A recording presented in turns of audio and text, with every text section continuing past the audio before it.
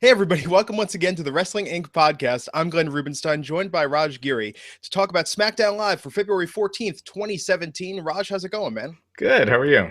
Doing well. So we got a lot to cover with SmackDown, but wanted to start with the news. Last night breaking on Wrestling Inc. that our co-host from Mondays, Mr. Matt Morgan, he's wrestling again. What's the story on that, Raj? Well, he had told us. Well, maybe you weren't on the podcast that week, but he told us on the podcast. I think it was last week that he was doing this autism event. So yeah, he's returning to the ring in April, and he's teasing possibly more than that. So we'll see. Yes, following up, though, I believe it was a Sunday night when he did talk about how absolutely easy it is to get fans to believe the tease of a return and get them going. So yeah, I don't think it's that. I think it's more than that. I know. Weirdly coincidental timing, though, since we talked about that at length in our Elimination Chamber coverage. So that being said, let's jump into SmackDown last night. Bray Wyatt, Bray's the champ, man. And he came out, was interrupted by John Cena. They had a nice little face-off for the promo, only to be interrupted by AJ Styles. What did you think of the segment between Cena and Wyatt before AJ came out? I thought it was good, but yeah, I didn't get why they put AJ in there. I mean, I thought it made it a better match and everything. But when they originally put AJ in there, I thought they did that to have him be the guy that takes the pin in the main event. Like they didn't want to beat Cena again. But Cena ended up getting pinned anyway. But that being said, it was a good opener and a good main event. And that was about it for this show for me and Mickey and Becky Lynch. But other than that, the rest of the show didn't really do much for me. I thought it was okay overall. I mean, Raw this week I think was better because there were more surprises, there were more interesting things that happened, but I thought this was a perfectly fine episode of SmackDown. I really enjoyed the main event match, really enjoyed Mickey and Becky, and I thought there were some high points elsewhere throughout the show. That being said, I think it's interesting with Bray. So they're keeping his character roughly the same now that he's the champ, and I don't know. I mean, we talked for a while about this idea that they could do this face turn with him, but I wonder what that looks like character-wise. I guess it's irrelevant right now because they're not doing it. So yeah. So you'd guess that Randy Orton's turning babyface soon. So yeah, and that was actually kind of a twist at the end of the show. I think a lot of people were surprised by that, myself included, and we'll get to that with where they're going with the WrestleMania plans. So they were interrupted by AJ, and then, of course, Daniel Bryan came out to make the triple threat match for later in the episode. Now, this was from Anaheim last night. The crowd seemed pretty good reaction overall. Back from the break, we had the recurring segments about Dean Ambrose backstage looking for Baron Corbin. And then we had American Alpha versus the Ascension. And now I don't think, the Ascension back to being the Ascension, it was pretty clear who was going to win this match. But that being said, I thought this was actually kind of solid. I thought this was a decent match. They worked it for a while. It wasn't the typical Ascension squash. Yeah, the match wasn't bad. But it's having American Alpha with these jobber tag teams every week. Like I said, having competitive matches with tag teams that people perceive as jobbers is not doing him any favors. Like I love the Rockers as a kid, but I wouldn't care to watch their matches if they were wrestling the Bolsheviks every week, regardless of how good the matches were. At some point, it's like, all right, we want to see you, higher up on the totem pole. So, and the Ascension isn't it. But, as far as the match went, it was pretty good. You know what it reminds me of with the Ascension that I think they could do? The story about the one game where, the Washington Wizards beat the Harlem Globetrotters? Like this jobber team whose job it was to go out and lose every time actually played a real game once, and it was really competitive, and they won. They beat the Globetrotters. I feel that's what it would be like if the Ascension were to get a win or to get the belts at some point. I think it would be a waste. I think it would just devalue the titles. Anytime you do these... And let's face it, those titles don't have that much value right now. That is true. So, but anytime you switch the titles to people that don't deserve it or that people don't see on that level, it just does more harm than good. Yeah. Although that being said, a year ago, if I would have said, if I was said to you a year ago today, Rhino and Heath Slater are going to get a title run, and it's going to be pretty good build up to a pretty good story. I don't think a lot of people would have believed that would have been compelling. And that was one of the better one of the better storylines they told last year. So it's the WWE, anything can happen. But that being said, okay, so this was a high point for me last night. The Usos in that promo. Like, Yeah. where have these Usos been? This was actually good. Yeah, I know. I thought it was really good. I think they could be a really effective heel tag team. I mean, I've been waiting. I mean, this seemed like a no-brainer to go with the Usos and American Alpha for months. So I'm glad they're going with it. It's a little odd that they started the night after American Alpha beat them clean in that Elimination Chamber match. But at least they're doing it. The Usos are the only other really credible tag team on SmackDown right now. So it's a no-brainer. So I'm glad they're going that direction. And we actually saw some personality, right? I mean, the Usos, you see them in everything else they do for the WWE, whether they're, in an episode of Total Divas, whether it's Swerved, whether it's the documentaries that they do on the network. And the Usos have a lot of personality everywhere except when they're cutting promos in the WWE. And last night, I feel like it finally happened. We finally saw something compelling from them. I feel like their promos since they've been heels have been good. They just haven't had that many because they were out injured. Yeah. The last night was really, really good. I mean, really good. And I recommend, even if you skipped all of SmackDown Live last night, track down that Usos promo and watch it. That was worth viewing, in my opinion. Yeah, I think they have the potential to be great heels. And they look the part. They act it. They don't seem phony. So I'm looking forward to it. I'd like to see the Usos get another title run and have American Alpha chasing them. Yeah. I think they could do something with it. That's really the division right now. I mean, those are the top teams, American Alpha and the Usos. Everything else, I think, is just side fodder. Rhino and Slater, I think, are a B. But the problem is we've got the A teams, A, B team, and then the rest are all, I don't even think, C at this point. I mean, Brazongo, it's kind of down there. Right. Realm of credibility. So that being said, nice segment. I really enjoyed that last night with Ellsworth and Carmella and Ambrose, and then Brian coming by and saying basically that it was cool for Ambrose to beat him up to work out his issues. I thought that was a cute little bit that they did backstage. We went from that to talking about the Hall of Fame. Of course, Teddy Long is going in, joining Kurt Angle on the Rock and Roll Express. And then Ellsworth came out with Carmella. And they did their little shtick when Dean Ambrose came out, ambushed by Baron Corbin. So this is exactly what you said. They're setting up the Corbin-Ambrose storyline now going forward. Yeah. So I'm guessing they'll be doing something at Mania. So I don't know if it's a one-on-one match. My guess is it'd probably be a multi-person. But a one-on-one, I think, has more drama to it. So I think that would be better. Yeah, and it's interesting last night. They kept putting it over similar to how they did on Monday with Dean Ambrose. He's at a local medical facility. He's been taken to a local medical facility. We're going to get reports from the local medical facility. Thought that was interesting. I noticed that really stood out also, that when they've been doing that lately more and more with these attack segments. But yeah, I thought that beatdown was well done. Backstage, Natalya and Nikki Bella further developing what's going on there. So that's setting up a falls count anywhere match for next week. So yeah, this is going to keep on going, man. I actually think Natalia's going to win next week. And you think they'll be done with it after that, or you think? I think so. Yeah, I think that they'll move on to Maurice. I think Maurice will cost her the match next week. Well, let me tell you, if you thought that maybe it was a lesser SmackDown last night, it's because The Miz was nowhere to be seen on TV, and I think that kind of affected it a little. I wouldn't say lesser. I just, coming off of a pay-per-view, I guess, and with WrestleMania on the horizon, I would expect it a little more. I thought the main event was great, and the opening segment and stuff was really good, but the rest just kind of felt like filler. And SmackDown is very easy to get into that pattern, it seems, with their limited roster depth. But yeah, it was strange not to have The Miz involved last night. At all. Yeah. But I guess he was in the dark match after, so I actually had to go online to confirm. I was like, not my imagination, The Miz wasn't there, but I guess the dark match was The Miz versus Dean Ambrose, and supposedly it was fantastic based on everything I've read online. Right. And if they're moving to Miz and Cena, it probably doesn't make sense to have him on the show tonight unless you're giving him a win or something. But yeah, I think they want to kind of hold it off until they get the Miz Cena thing rolling. So I'm guessing next week will probably be the start of that. Yeah, what did you think of Ziggler's promo that he cut after that with Renee? Yeah, it's kind of same stuff.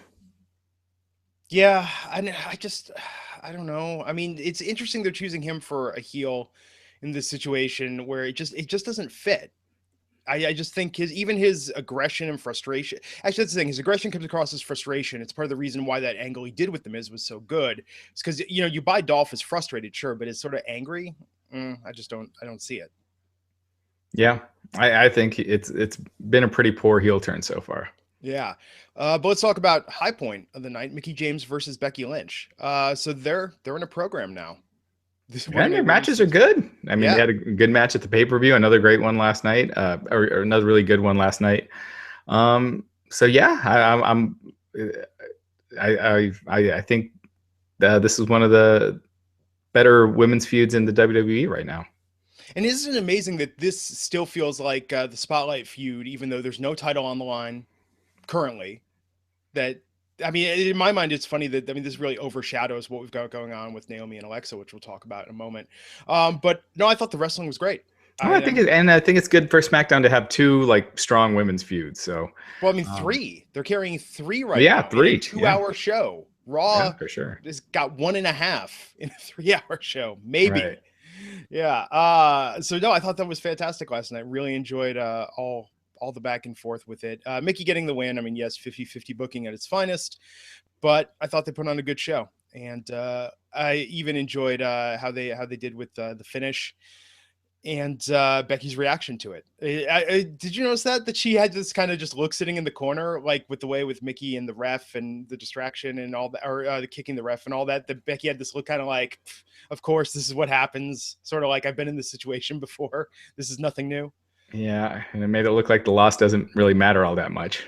Well, I mean, it doesn't at this point. There's nothing on the line with it. I think. Yeah, but you should be a little more pissed that you lost. Yeah, I don't know. So like, Becky, you got me. Yeah. Darn Mickie. Yeah. But that's the thing with Becky at this point, and the way they've booked her, especially. I mean, I don't know, her win-loss record. I mean, she's won a fair amount of matches, but it seems like maybe it's a little more than not clean wins. But I think maybe she's 40-60 in favor of wins to losses, maybe even a little fewer wins, the way that they keep booking her. I'm guessing most of the women are like that, right? Well, someone has to win more often than not.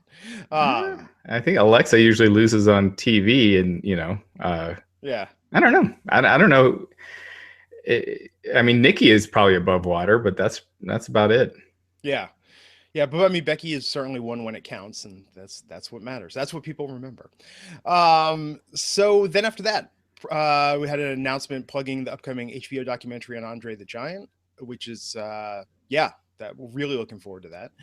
And then we had Renee in the ring with Naomi. So Alexa came out mocking this injury. So is the injury just what is the supposed injury, and is it just storytelling placeholder? I don't know. I'm guessing she might have just tweaked something, because if it is a real injury, I mean, it's not really known if it is or not. But if it is, it's a good storyline. That she has 1 week. It kind of builds some intrigue on whether she'll be able to wrestle next week. So I thought this was good. Did you watch Talking Smack last night? I did, yeah.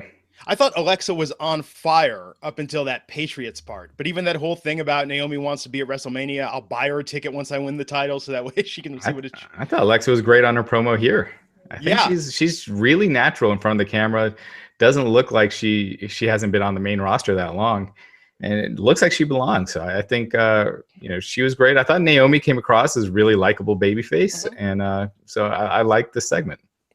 Yeah, I thought it was really good. And on Talking Smack, again, that's when I recommend watching. I don't want to spoil it, but Alexa's thing about the Patriots. And then Apollo Crews building off that. I think that last night, I know we talk a lot about Apollo Crews not being a well-developed character. I think last night in Talking Smack was the most compelling I've seen Apollo Crews be, the most personable. And he was very funny how he followed up that Alexa Bliss segment last night. Yeah. What do you say? How about them Patriots or something? Yeah. Did you hear the Patriots won? Daniel, Apollo's got, I think it's just finding the right, character or switch, or just the right slot to position him in, because he's got all the tools. Yeah, and that was great. Talking Smack, Daniel Bryan was great. The whole thing, really, really good episode. But let's talk about this main event last night. John Cena versus AJ Styles versus Bray Wyatt for WWE title. So this was well paced. I liked how they did the interplay between the three of them. I thought the whole thing really worked quite well. I thought it was great. Yeah, and the whole time I was thinking like this could be the WrestleMania main event. Like I'd prefer this match to Bray Wyatt versus Randy Orton. Yeah. I mean, granted, they're not doing that. But I thought it was, they all can go. I think AJ and Bray, there's a ton of potential there. I think after WrestleMania, you could turn AJ babyface because the fans are, have pretty much made him a babyface anyway. Yeah. And have an AJ versus Bray feud if Bray held on to the title. And I think that would be, I think that's a potential like awesome feud there that's, waiting to happen. Loved some of the little moments last night. Loved Cena not able to get Bray up when he was trying to lift him there. Yeah. Loved when AJ, the way they shot that, when AJ came down off the top rope out of nowhere and just flew into frame. I thought that was a really effective use of his aerial top rope moves. Yeah, no, they all looked really good. And no one looked, sore or anything from the Elimination Chamber the night before. So it was a really good match. Yeah, but the big news with it is that so Orton came out after and had like a kneel before Zod moment in just pledging his eternal allegiance to Bray Wyatt and saying he's not going to face him at WrestleMania.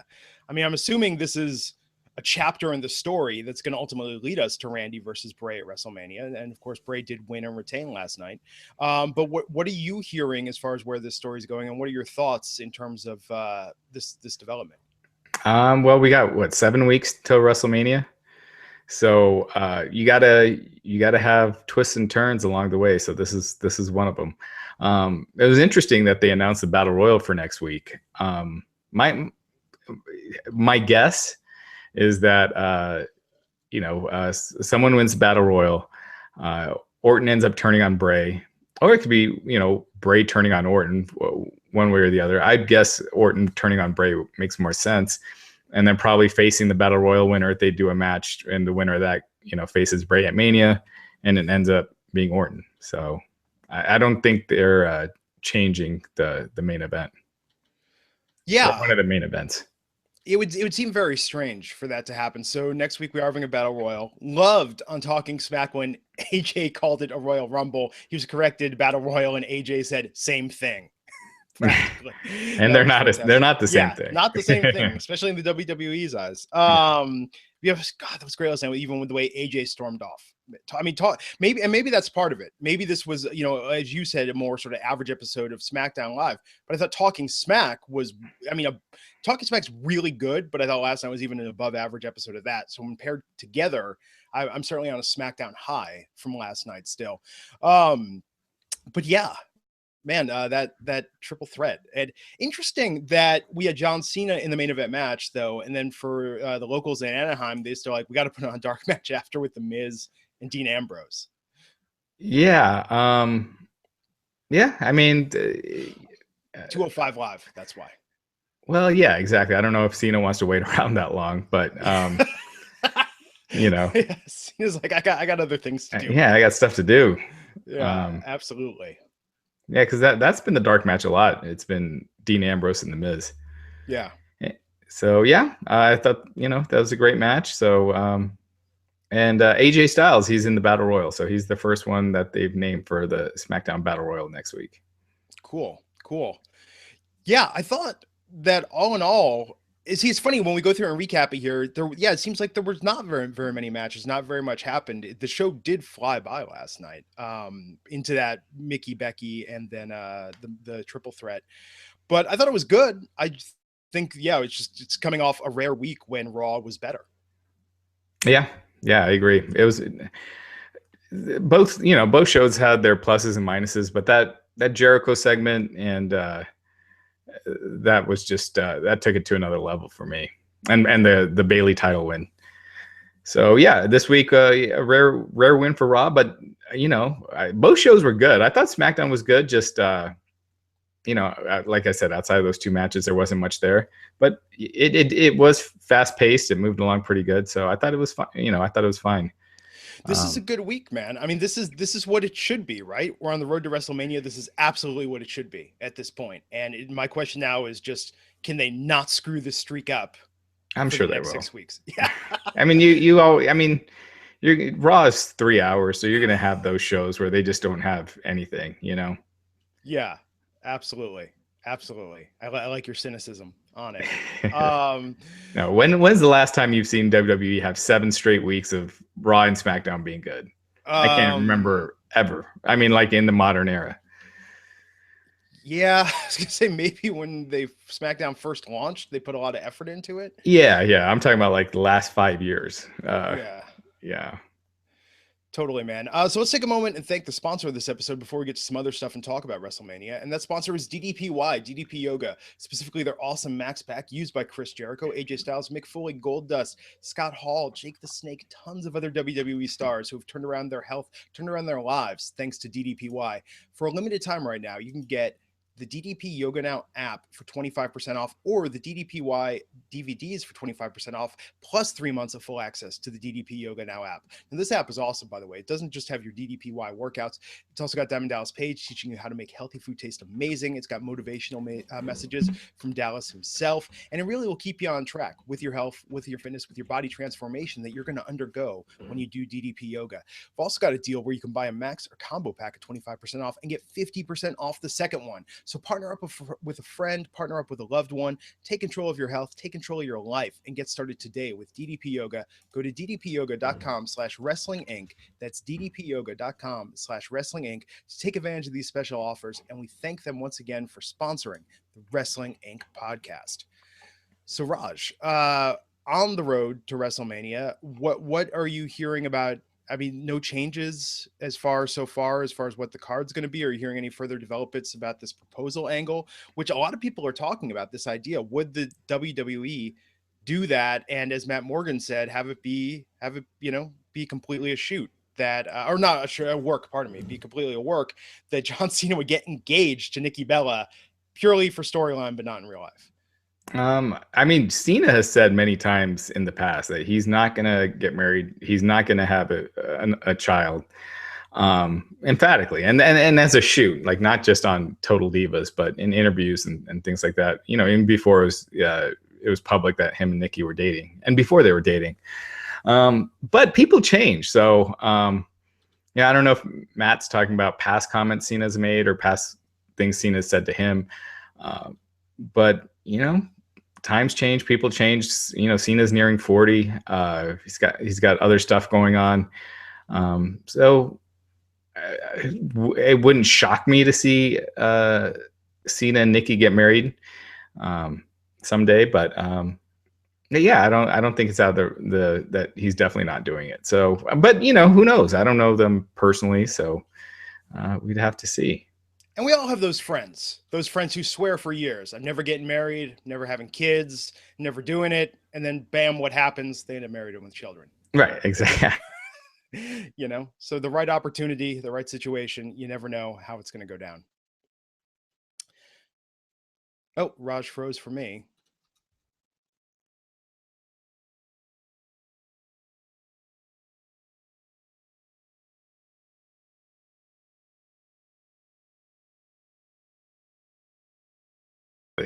And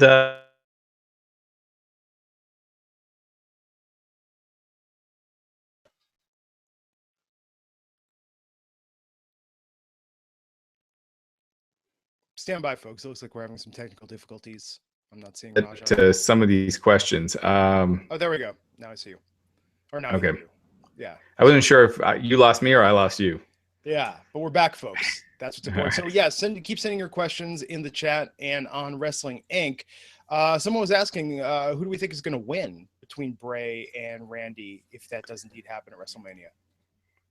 I mean, I think a lot of it depends on who's got more steam. I mean, Orton seems like the obvious choice, just because he's the babyface challenging for the title. But if Wyatt's on fire, I think go with Wyatt. And then you got Orton rematches down the road. You got Cena when he comes back. You got AJ Styles, possibly. So I think it just you have a lot more if you go with Bray. Yeah. Yeah, with Orton, I mean, I don't know. I don't think Orton needs the win at this point. I think he'll be just fine as is. Yeah, I think it could help get Bray to the next level. So I saw the story on Wrestling Inc. making the rounds. While these questions are coming in, you want to tell everyone what happened with the Emelina gimmick that was changed day of, apparently, at Monday Night Raw? Oh, I guess during rehearsals, the producers weren't getting the reaction that they wanted. I think Pro Wrestling Sheet first reported it, that yeah, she wasn't getting. I guess she just. I mean, even when she came out for the Emelina thing, she seemed kind of nervous, like not really into the character or whatever. So I guess they that day of, they said, all right, we're nixing this and change you back to Emma. So there you go. Well planned out. And the original idea was going to be a more old school, glamorous female wrestler in the mold of like a Sable. Right, like a super hot, yeah, like a Sable or the Cat, which in this PG era, I don't know how you pull that off. But apparently they had something in mind, and they didn't get what they were looking for.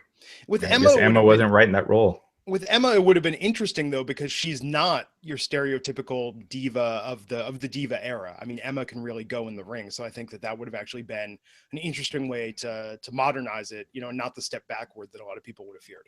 Yeah, you would think with all these months of promos that they would be working with her in the back, trying to come up with ways to tweak the character, try it out before spending so much time and effort in advertising it. You know what I mean? And when she was talking, like, her accent was back. I mean, I've never heard her accent that much come through in doing promos. I mean, she just seemed very uncomfortable, not nearly as polished as you would think after all this time. So I don't know. I hope this doesn't mean she's gonna be off TV for another 6 months.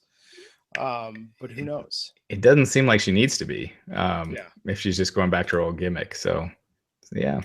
Yeah, you think old gimmick being evil Emma, she's not going to come out dancing. Right. Yeah, exactly. I think as a heel, evil Emma, yeah, hopefully that dance is gone. I would love to see her do the original Emma gimmick as a heel. Come out and do the dancing. That would get over like a fart in the wind. What's up? Some online, some people were saying, like, how come they don't use someone like Summer Rae for that sort of gimmick? What is she still out on injury? Is that yeah, she's still out on injury. Gotcha. And we've been seeing Tamina pop up more on social media lately, and in backstage photos. So she's back doing house shows now. Who's that? Tamina. Yeah, she's back. And word is she's going to SmackDown based on what information we know. Cool. So what else do we got? Lots of people asking about who's going to win. What woman will be inducted this year? Tori Wilson, Beth Phoenix, Jazz, Victoria. Yeah, I mean, Beth Phoenix is that's the word. Beth, that makes sense. Yeah. Cool, man. Tori Wilson, I could definitely see sooner than later. And the others, not so much. I mean, I could see them doing it because they always want to have a woman going each year. So I could definitely see that. But yeah, Beth Phoenix is probably up first. What are you hearing about SI or sorry, I'm trying to go back up. Who asked it? Chris is asking about what happens to the Universal title after Mania with Brock or Goldberg getting it. Where do you think they go storyline from there? I think Brock wins it, and probably Braun Strowman actually is where I think they go with it next. And what's that Mick Foley story making the rounds right now? That Braun got in trouble for saying that he wanted a title shot as opposed to a title match a couple weeks ago? Yeah, we have that up on the site from yesterday. I guess, yeah. Vince flipped out because he said he wanted to. Which way was it? He said he wanted a title match, but he was supposed to say title shot. Yeah, whatever it was, he got it. I thought it was shot, but he was supposed to say match, which is kind of weird splitting of hairs. I mean, it worked regardless, and however they did it. But I guess Mick Foley was on Rosa Mendez, whose podcast was on? Lillian Garcia. Lillian Garcia's, that's right. It was on her podcast, but I guess Mick saying that it was hilarious to see Vince yelling at Braun Strowman, which would be quite a sight. Over stupidest stuff, you know. Vince is very particular, Raj. I'm surprised you're hearing the word wrestle a lot more on TV, where that was banned for a while.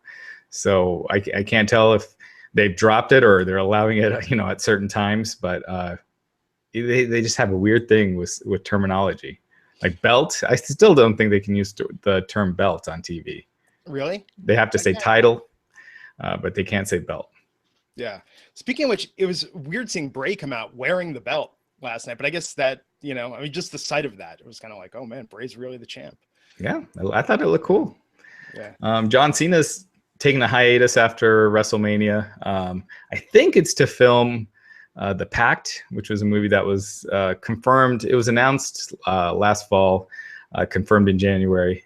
So he will not be around after WrestleMania. So, which, explains why they didn't want to do Cena versus Taker, because if the idea is to beat Taker, and this is probably his last WrestleMania, you probably don't want to do it with Cena, whose career as a full-time performer is winding down. So I thought it was very strange that yesterday, I don't know, if you get a lot of wrestling themed things, although I'm sure that would be people in your life trolling you, that I got some nice WWE Valentines yesterday. And so what I noticed in this, one, it's Bray Wyatt saying he hopes I have an awesome Valentine's Day. Where's The Miz? I tweeted this out. Missed opportunity there. But it's so strange to me, like The Undertaker wishing you are a winner, Valentine. Like, very strange. Well, and how they choose these you got to make that money. Yeah, but I like that all of the Shield is represented at least. I'm guessing they probably picked those out probably like a year ago, or 2 years ago, and that's why The Miz isn't on there. My favorite that I saw someone did on Reddit, and I wanted to print it out. I didn't have time to give it to my wife. Was someone made that card with the Seth Rollins picture saying "You make me weak in the knees." And I was like, touche. It's very clever. So yeah, I was always pleasantly surprised when I see WWE merchandise, because you're right, it is always sort of out of date, which is the problem with all the WWE merchandising, is that they plan it so far ahead of time. And we've been talking about, I'm going to review the Marine 5 for the Wrestling Inc. website, but it's the same thing, right? Like they make the movie, let's put Bo Dallas and Curtis Axel in it. And it's like, okay, when was that being planned as a good idea, for that big push? They're so visible right now. Well, it's a nothing. No one's going to see that movie. It's you don't want to put your top stars, having to take time off the road and off TV for a movie that no one's going to see. So it makes sense to use those guys.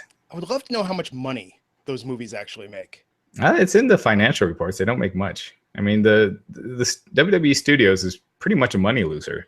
Though, they made money on like the Halle Berry movie that I think was Wade Barrett in, or David Otunga, I think, had a cameo in that. That was in the one with Brodus. Brodus was it Brodus? Maybe he was. But it was the Halle Berry one. There was only one, and that's the only one that I remember that was like actually a success. Maybe the See No Evil movies. I seem to recall. Horror movies. It's pretty hard to lose money on a horror movie. I don't think they might have on the first one. I know they lost money on the first Marine, 12 rounds. All of those.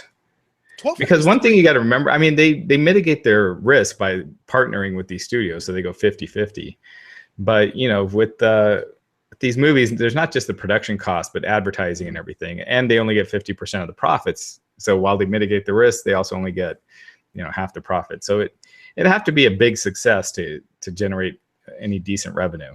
And CM Punk told Colt Cabana when CM Punk was up for 12 rounds too, that it's under your contract. So you're either getting your contract money sitting on a movie set or sitting in a locker room. Right. Pays the same. So yeah, talent doesn't cost them very much. So I'm looking forward to watching the Marine 5 and look for my review of that on the Wrestling Inc. website. So what else do we have question wise? Oh, Balor at Mania or the day after? That's an interesting question. I don't see them booking him for a match for Mania, but he could always do a surprise appearance. I could probably see him the day after, actually, would be my guess. I think that would be a good time to do it. Yeah. And if you see on social media, he's looking like he's working towards it right now. Yeah, we posted a video this morning on the site of him doing the demon crawl at rehab. Instagram. Yeah. Cool, man. So anything else we didn't cover this week? Let's see. Let's get to a couple more of these questions. Yeah. What are predictions for the top WrestleMania matches? Um, Cena and Nikki beating. I think Cena and Nikki are going to beat. Ms. Maurice, obviously. I'm Glenn. I'm guessing you agree. Yeah, I mean, I would love it to be an upset. I would actually love Cena to do the proposal before the match and have everyone feeling good about it and have the Miz demolish them, but that's not going to happen. That would be funny, but yeah, I don't see that happening. Brock Lesnar is going to beat Goldberg most likely, unless Brock Lesnar signs like a full-time contract the day of, or not a full-time, but a long-term. So yeah, I think Lesnar's winning. I think that's pretty clear. Glenn? I think you have to have Lesnar win at this point. Yeah. Bray versus Orton. I mean, it's probably I'd guess it's Orton, but I think Bray would be the better choice. Yeah, Orton just doesn't need it. Bray needs a little more elevation. He needs that WrestleMania moment, I think, to cement him as one of the top guys. Yeah, someone's asking Undertaker and Roman. I actually think Roman's going over. Yeah, I think this will be Undertaker's last match. I think that's Roman will retire him. Yeah, I agree. And what are some of the other top ones? The women's fatal four-way. Yeah, I could see Bayley, Charlotte. I could almost see Sasha winning it and pinning Bayley and getting that started. But that's if Bayley holds on to it until then. I wonder if they're gonna. They've said all the behind the scenes stuff, right? With Bayley, they've got a female Cena. They've got so much potential. I think that's going to be the make or break moment. What happens with Bayley at Mania that says, okay, is she the face of the women's division going forward? Are they going to really use and utilize her? Or is she just going to be a utility player in the women's mix going forward? Yeah, we'll have to. I mean, it's clear that they have faith in Charlotte. Yeah. It's not clear that they have faith in anyone else. So, which is weird because Charlotte is so good in the ring, but everywhere else is not. I mean, and I'm not saying Bayley's the best talker, but with Charlotte, I don't think. I mean, Sasha just smokes her on the mic. I mean, Sasha, I don't agree with that. I think Charlotte's improved tremendously over the last 6 months. I think she really holds. I mean, I think she cuts great heel promos now. Yeah, I don't know. It just I don't feel like the crowd. I feel like they're a great heel. They're sort of shouting with you as opposed to at you necessarily. Like it's more of they're on board with it. And with her, I just feel like she's still getting the what stuff in half the cities. Although granted, fans are kind of assholes. So yeah, AJ and Shane. It's interesting. There haven't been any seeds planted yet for that. So, but we still got a lot of time. If that is indeed the match, I almost hope it's not. But there's not much else for AJ. So. We'll see. What else? There's like 10 matches. Yeah. What match will close the show? I think it'll be, the plan was for Lesnar and Goldberg to close the show. But, last year they changed what closed the show on the day of the event.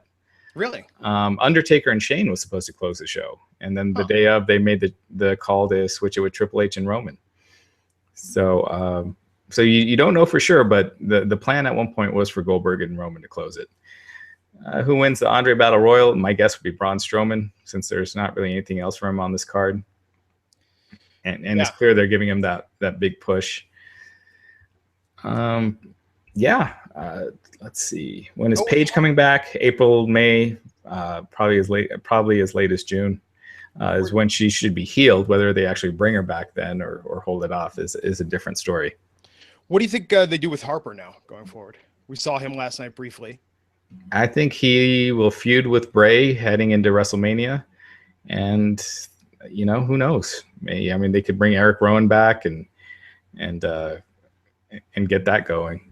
Because I think Eric Rowan's pretty close to returning. So, but I don't see him higher up than that right now.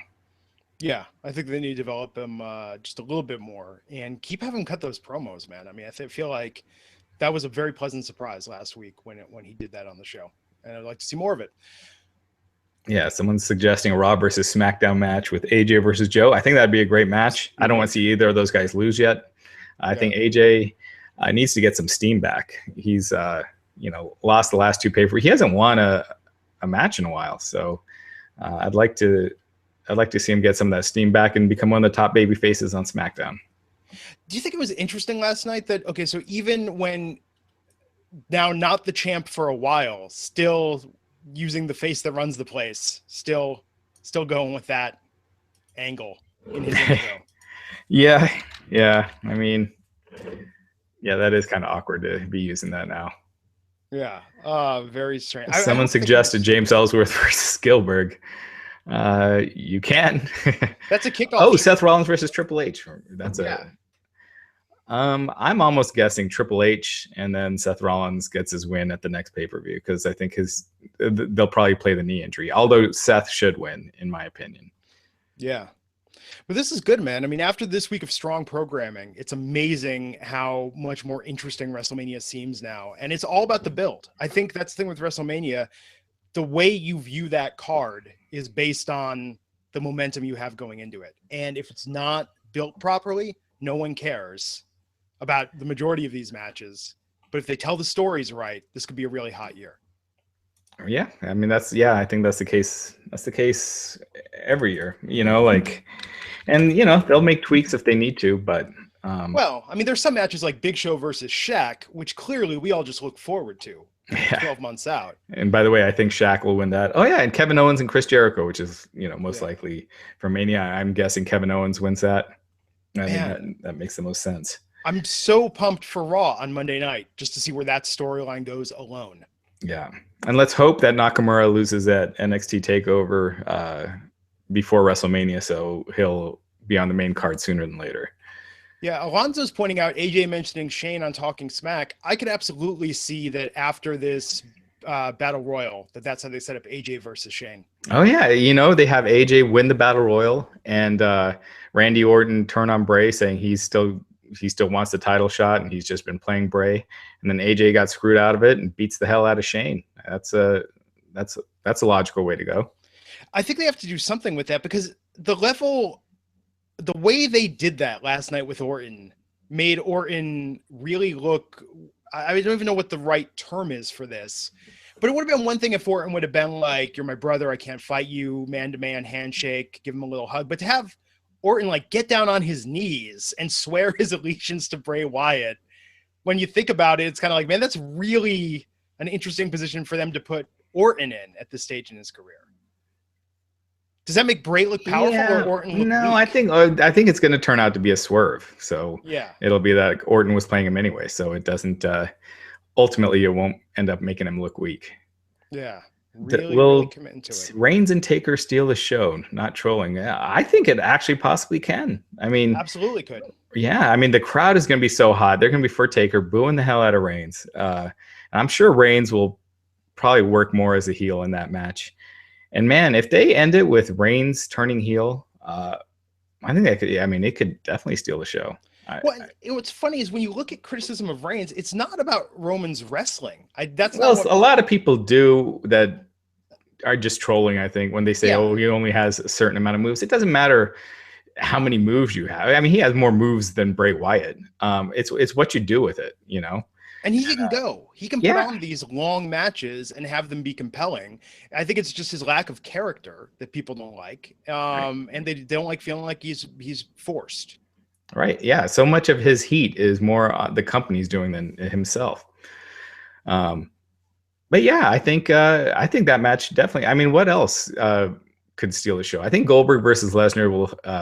It'll be interesting to see the crowd reaction. Hopefully, they don't turn on Goldberg or one of them by then, because that's what happened at WrestleMania 20, and that match was the shits.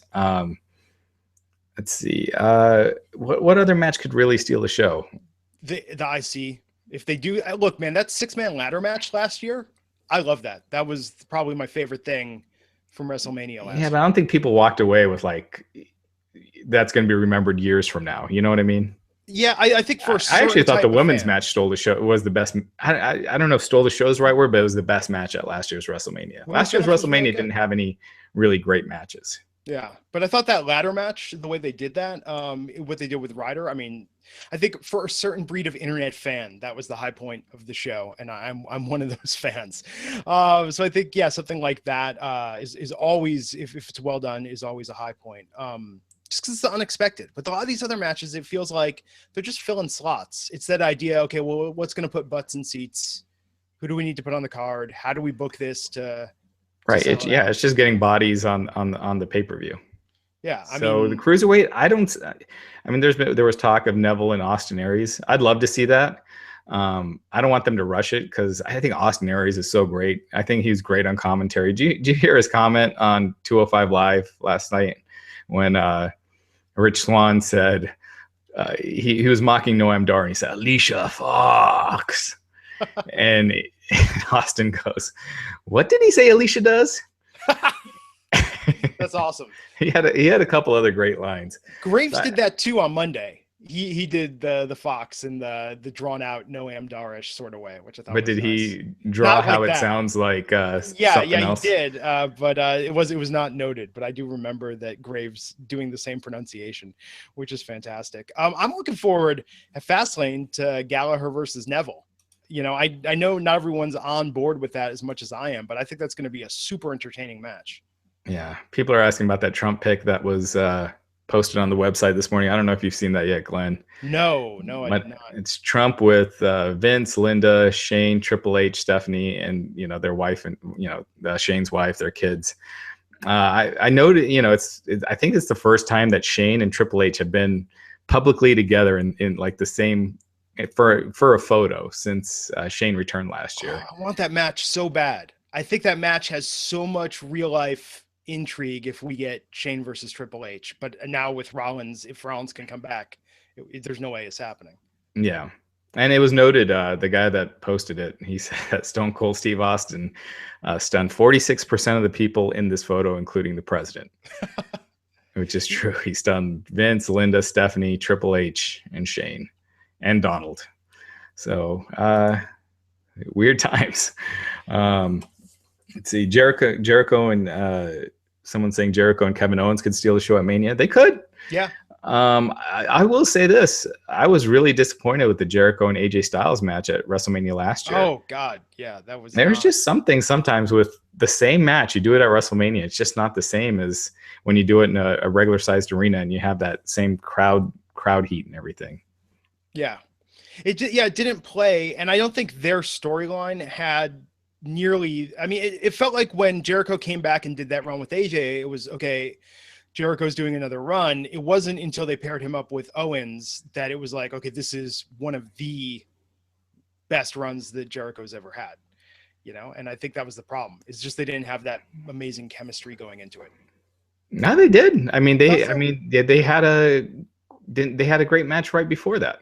They had some good, but I'm saying storyline wise, I didn't feel like as invested in what was going on there. They did that whole, they were a tag team for a little bit, Y2 AJ. I think it was just the match itself. But yeah, I mean, AJ was still new, and but they had a great match the pay-per-view before, and AJ pretty much after that pay-per-view has had a great match every pay-per-view since. I can't think of one that hasn't been great, like even just good. He's just awesome. He's on another level right now. That's why, I mean, Shane and Taker was one thing because of where Taker's at in the pace. Plus the Hell in the Cell. The Hell in the Cell gimmick. You knew that there was going to be a crazy spot. But how does Shane keep up with AJ? Like I think that's going to really challenge Shane's in-ring ability. Yeah. We'll have to see. I mean, he's pulled off some surprises before, but it was, 15 years ago with Kurt Angle, and he's, Shane's a lot older. Yeah. Do you think Angle, someone asked earlier, do you think Angle's going to be, the rumors are true and Angle will be the GM of Raw and Foley will leave after Mania? I think Foley will leave. Angle makes sense. I mean, we've said it on the podcast before. Yeah. So, I don't see why not. Yeah. He clearly wants to do more. He doesn't want to just retire and sit at the beach. So, and if they don't want him to wrestle, that seems like a great, and Angle's great on the mic. I just hope that he's not getting dressed down by Stephanie every week.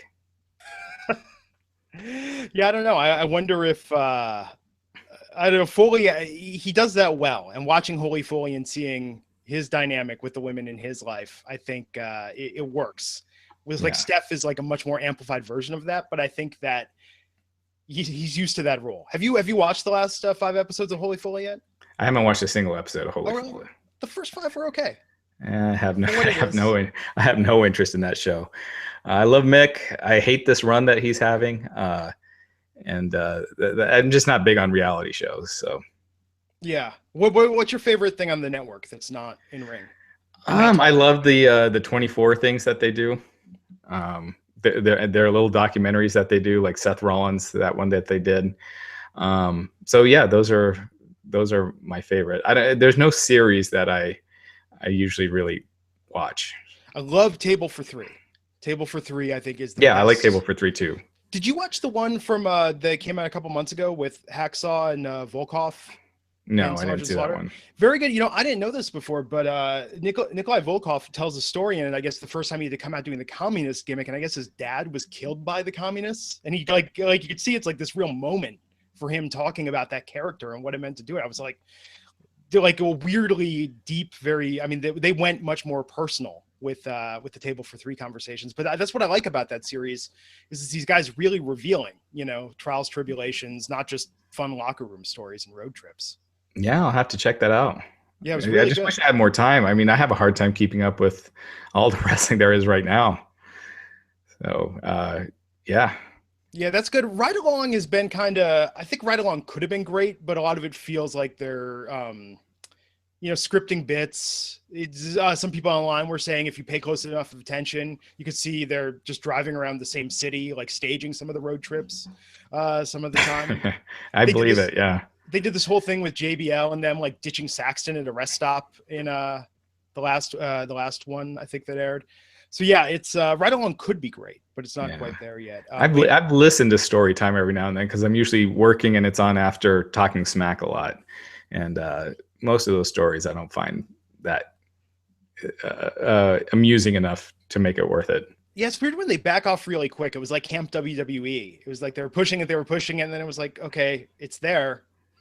Oh yeah, they had that one with the click that Triple H was involved in. Oh, that they cut, yeah. That they cut completely. They removed it from their YouTube, didn't have it air. So it's interesting. They don't want anything too risque. Network's still worth it, man. I mean, just for the wrestling, just for Talking Smack and NXT and the other stuff, the network's worth it. It's a phenomenal product. But I love that they do this other stuff. I love that at least they're trying things, and some of it's crazy. I think years from now we will look back on Camp WWE and be like, "Who in the heck thought that was a good idea?" It'll be one of the more noteworthy things in WWE misses. Yeah. But Mick Foley's saying it's not looking like there'll be a second season of Holy Foley. Have you heard anything about Noelle getting signed? No. Yeah, maybe that's why. It's that it would have been the ultimate series if it would have ended with her in NXT. But if she's not getting signed, that's what the whole series is about, her wanting to be a wrestler. Oh, yeah. Yeah, I haven't heard anything about that, so... Yeah, I haven't watched the final 5 episodes yet, but the first 5 I thought, for what it was, look, it's better than what's that Chris Lee Knows Best that I can't believe is a real show. Like USA tells me it's a show, but I haven't actually watched an episode to confirm that it really exists. I think USA could just be trolling us with all those promos. What show is that? You haven't seen that? So anytime I watch Raw or SmackDown, Chris Lee Knows Best. Chris Lee Knows Best. Like that's a real show, right? They didn't just create. That's not like a satire. They're just putting on to make fun of reality shows. That's what I thought. Is it a real? It's a real thing. I believe it's a real show. Yeah. Yeah. Yeah. I've never watched another show on the USA Network. That's not. I don't think I've ever watched a USA Network series that's not wrestling. I meant to watch Shooter. Like I saw the promos for Shooter. I was like, oh, that looks kind of good. And then I just lost interest. Colony looks okay. I feel like watching WWE programming, I know a lot about what's going on at Popeye's Fried Chicken. And they introduce new menu items every week, it seems like, because there's always a new Popeye's commercial. Secured credit cards, 5-hour energy. Like Cricket Wireless. I'm very familiar. Yeah, Suits I'm aware is still on. I'm still not sure what's I must have seen 100 promos for Suits over the years. Is it about lawyers or something like that? I don't know. These are the things that wrestling fans we all know a little bit about, but not a lot about. Just Mr. Robot. I heard that's good, but no, I've never seen it. Yeah, Mr. Robot. I've been meaning to watch. I've absolutely heard that that's good. All right. Well, this has been an interesting digression towards the end of the show. So we'll be back on Monday night. Yeah, we'll be back on Monday. Matt should be here unless he's going dark. Yeah, unless he goes dark with wrestling training. But yeah, we'll be back on Monday. And thanks everyone for joining us as always. Yeah. So if you like the show, subscribe, leave us a comment, leave us a review. Follow me and Raj on Twitter. You can find our links in the show notes. And until next time, we'll see you back here on the Wrestling Inc. podcast. Take care.